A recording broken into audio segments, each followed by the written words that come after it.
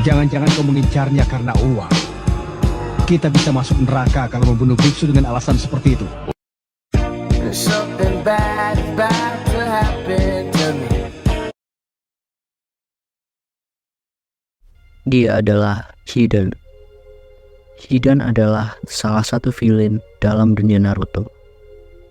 Ia adalah seseorang yang ambisius dan dikenal sangat religius. Meskipun dikenal sangat religius, Hidan memiliki perilaku yang sangat tidak sopan. Ketidaksopanannya sering ditunjukkan kepada seluruh rekannya di Akatsuki. Bahkan, ia adalah salah satu anggota Akatsuki yang tidak menghormati ketuanya. Ia menganggap pembantaian adalah panggilan dari agama dan kematian lawannya sebagai persembahan kepada Tuhannya. Selain dari kepribadiannya, Hidan juga dibekali dengan kemampuan bertarung yang cukup mumpuni. Jutsu andalannya adalah kutukan. Hanya, ia akan membuat tanda di tanah dan segera melakukan ritual. Saat jutsu itu aktif, apapun yang dirasakan Hidan akan juga dirasakan oleh lawannya. Ia sesekali berteriak dan mencemooh lawannya.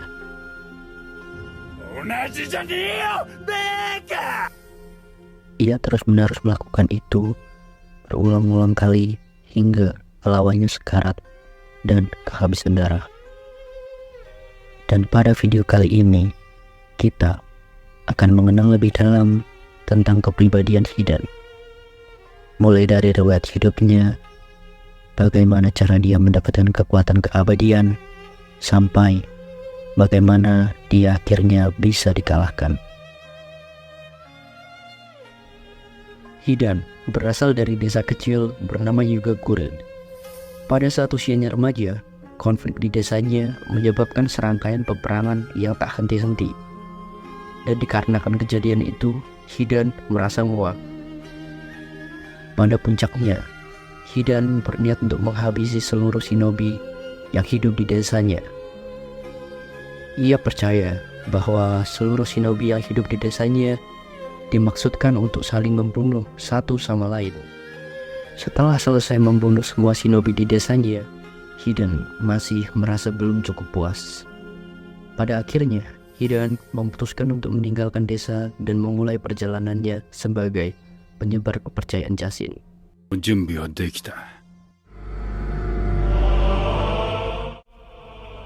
Kepercayaan Jashin sangatlah berbanding terbalik layaknya ajaran yang ada di dunia kita. Dalam ajaran ini, kegiatan menyakiti dan membunuh orang lain tidak akan mendapatkan hukuman dari Tuhannya.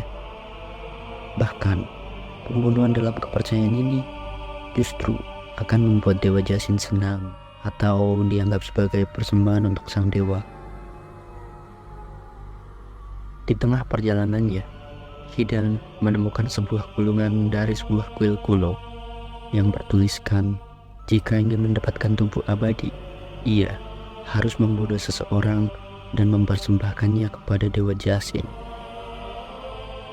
Semenjak hal itu, ia selalu mencari orang untuk ditawari menganut kepercayaannya. Oh, そこのあんた。邪神教に入らねえか? Dan jika orang tersebut menolak, orang itu akan dijadikan persembahan untuk ritualnya. Suatu hari, Akatsuki menerima misi dari Yugakure untuk menangkap atau membunuh Hidan. Pada misi kali ini, Pain, selaku ketua dari Akatsuki, mengirim Kakuzu, Konan, dan Itachi untuk menjalankan misi dari Yugakure. Kakuzu, Konan, dan Itachi berhasil menemukan Hidan.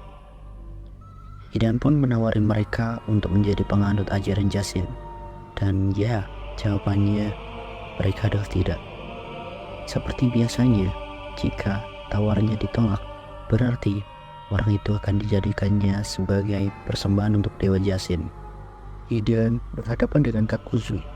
Ia berhasil mendapatkan darah dari Kakuzu dan sempat melakukan ritualnya Tetapi seperti yang kita ketahui, Kakuzu juga merupakan salah satu ninja yang memiliki ilmu keabadian. おいおい、なんで死なねえんだよ。 Di tengah pertarungan tersebut, Conan meminta Itachi untuk menghentikan pertarungannya dan berniat untuk mengajak Hidan bergabung menjadi anggota Akatsuki. Tentu saja, awalnya ajakan tersebut ditolak oleh Hidan, tetapi Conan meyakinkan bahwa Akatsuki adalah kelompok yang berisikan pembunuh seperti dirinya, dan Akatsuki mempunyai rencana untuk memulai perang. Hidan pun tertarik untuk bergabung dengan syarat ia akan tetap menyebarkan kepercayaan Jashin dan tidak menaruh hormat kepada seluruh anggotanya. Setelah bergabung dengan Akatsuki, Hidan tetap saja berlaku tidak sopan. Bahkan, ia tak segan untuk membunuh ketuanya jika ia merasa Akatsuki sudah tidak sejalan dengannya.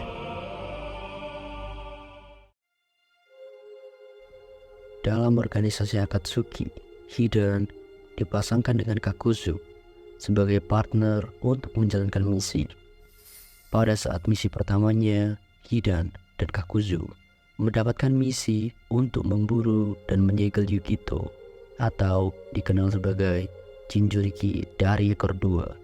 Saat berhadapan dengan Yukito, Hidan menawarkan Yukito untuk menyerahkan diri saja, dikarenakan dalam kepercayaan Jashin, membiarkan lawan setengah mati atau membiarkan lawan dalam keadaan hidup dianggap sebagai sebuah dosa. Tentu saja, Yukito menolak tawaran tersebut dan merubah dirinya dalam wujud mata tabi atau dikenal sebagai monster ekor dua.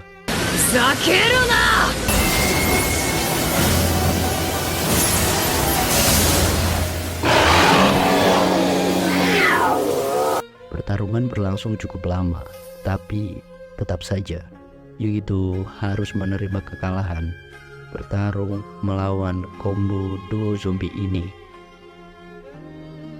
Setelah berhasil menjalankan misi untuk menangkap Jinchuriki ekor 2, Hidan dan Kakuzu melakukan perjalanannya ke perbatasan daerah Konoha, lebih tepatnya Wheel Api. Mereka mengincar kepala seorang biksu bernama Chiriko dari kuil api. Setelah berhasil menerobos pintu masuk, Hidan dan Kakuzu langsung berhadapan dengan sang biksu. Pada pertarungan kali ini, Chiriko sempat memberikan perlawanan yang membuat Hidan terjatuh di tanah. Tapi, sayangnya perlawanan semacam itu tidak terlalu berarti, dikarenakan saat ini ia sedang menghadapi combo duo zombie dari Akatsuki. Tak lama setelah Hidan dan Kakuzu berhasil membunuh Chiriko, salah satu dari pengikut Chiriko yang berhasil selamat meminta pertolongan dari Konoha.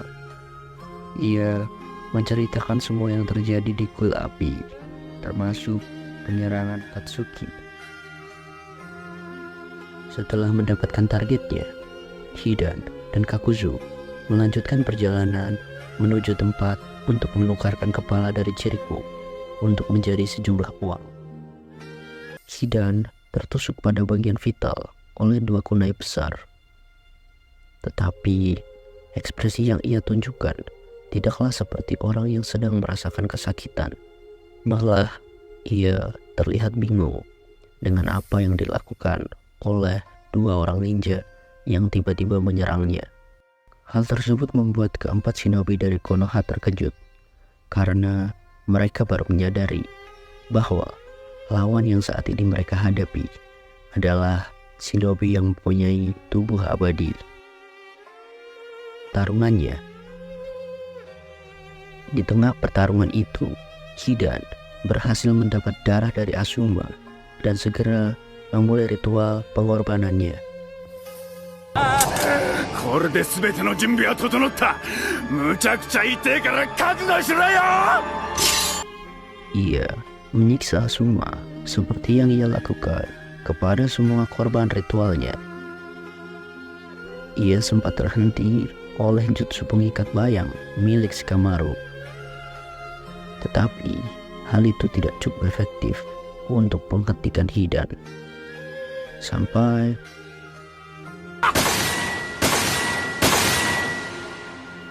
pada akhirnya pertarungan berakhir dengan Asuma Sarutobi yang kalah telak dan terbaring di tanah.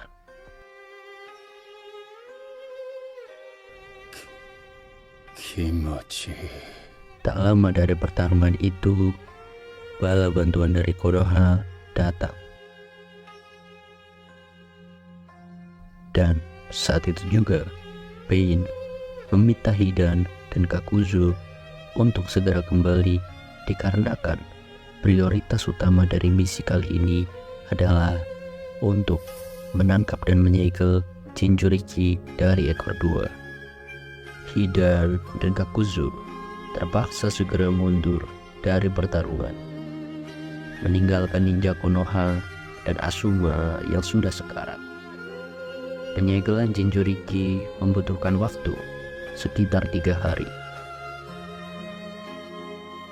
Setelah penyegelan selesai dilakukan, Hidan dan Kakuzu berniat menuju Konoha untuk melanjutkan pertarungan yang sempat tertunda. Pada saat perjalanan menuju Konoha, Hidan dan Kakuzu kembali mendapati serangan kejutan.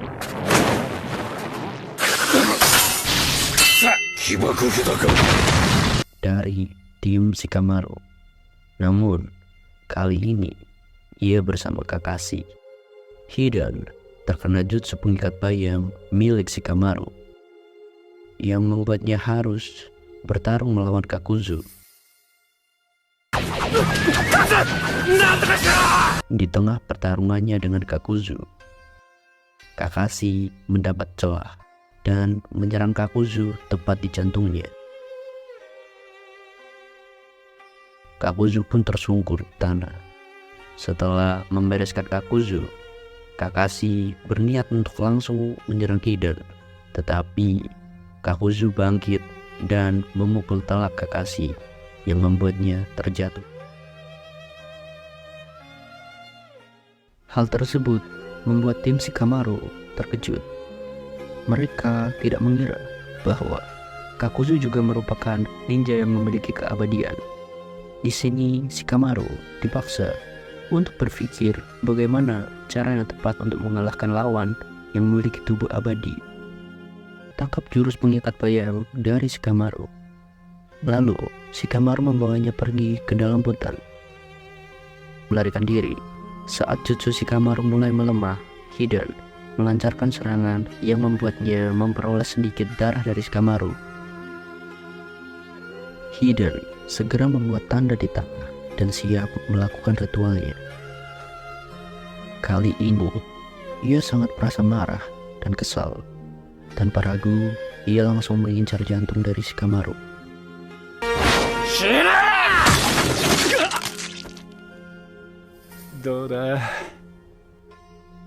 Dikarenakan efek dari kutukan Hidan, Shikamaru terjatuh dan tak berdaya. Saat Hidan berniat pergi meninggalkan Shikamaru yang telah mati, ia dikejutkan oleh serangan dari arah belakang. Shikamaru menyerang Hidan dan mencoba memenggal kepalanya dari arah belakang. Serangan tersebut membuat Hidan sangat terkejut. Ia tak menyangka bahwa Shikamaru masih hidup, padahal sudah tertusuk pada bagian jantungnya. Di sini, Shikamaru menjelaskan ada satu hal yang Hidan tidak ketahui. Saat Hidan memulai ritual, sebenarnya ia tidak menggunakan darah dari Shikamaru, melainkan darah dari rekannya.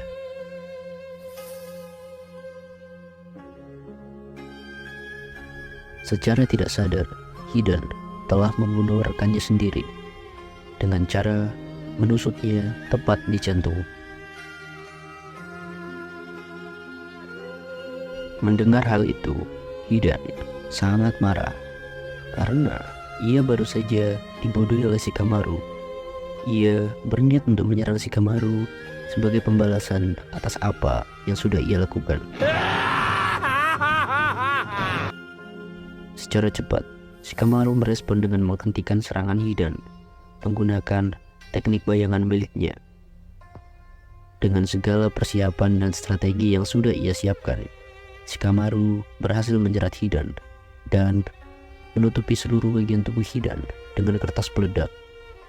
Selagi Hidan terjerat, Shikamaru mengaktifkan jebakannya. Ia mengaktifkan jebakan yang sudah ia persiapkan sebelumnya dan membuat lubang besar. Shikamaru mempersiapkan lubang itu sebagai lubang kuburan untuk Hidan. Di momen ini, Hidan pertama kali memperlihatkan bahwa ia juga bisa merasakan ketakutan. Hidan berkata bahwa ia pasti akan bangkit dan bersumpah akan membunuh Shikamaru bagaimanapun caranya. Shikamaru juga menjelaskan bahwa saat ini mereka berada dalam area hutan yang tidak bisa dimasuki oleh sembarang orang. Hutan ini hanya boleh dimasuki oleh orang-orang keturunan dari klan Nara. Shikamaru berkata bahwa Hidan akan selalu diawasi oleh para leluhurnya. Dan ia juga memastikan bahwa Hidan tidak akan pernah hidup kembali dan akan terkubur selama-lamanya di lubang yang telah ia buat. さよなら、先生。